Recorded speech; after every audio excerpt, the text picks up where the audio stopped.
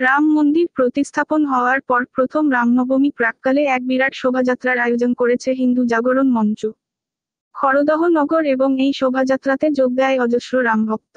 এছাড়াও বহু সাধারণ মানুষও পা মেলায় এই শোভাযাত্রাতে। এই শোভাযাত্রাকে কেন্দ্র করে মানুষের মধ্যে উদ্দীপনা ছিল চোখে পড়ার মতো। এই শোভাযাত্রাকে সুষ্ঠুভাবে সম্পন্ন করার জন্য নিরাপত্তাও ছিল চোখে পড়ার মতো। খড়দহ, ভোলা এবং রহরা থানার একাধিক আধিকারিকরা উপস্থিত ছিলেন। এই শোভাযাত্রা সম্বন্ধে বলতে গিয়ে হিন্দু জাগরণ মঞ্চ খড়দহ নগর এর আয়োজকরা জানান,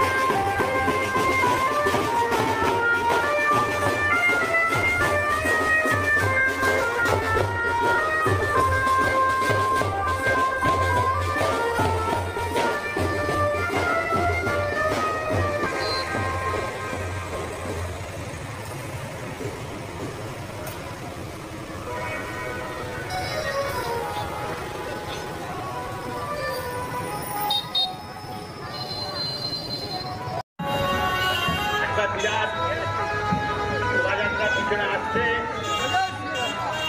মানে একটা মন্দিরের মডেল করা হয়েছে, আপনারা দর্শন করবেন। আপনারা জানেন যে কিছুদিন আগে